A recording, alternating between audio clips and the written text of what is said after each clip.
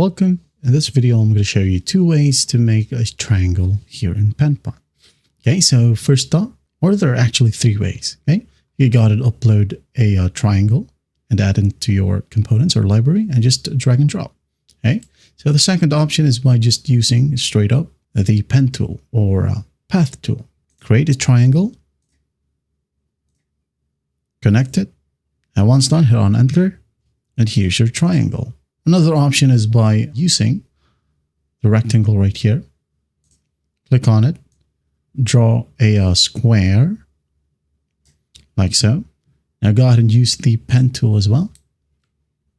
Select one point, another point, this one as well, and finally end it where we started. Now go ahead and hit on enter to finalize. Now move it. Here you have your triangle. Okay, rotate, there you go. Now, if you want to add in some colors inside the triangle, just go ahead and go to the property section right here. Now go ahead and add in fill. Okay, click on the plus sign. Now change the color if you want to. That is it. This one as well, you can go ahead and change the color, fill. There you go. Right? Well, I hope this video helps and I'll see you in the next one.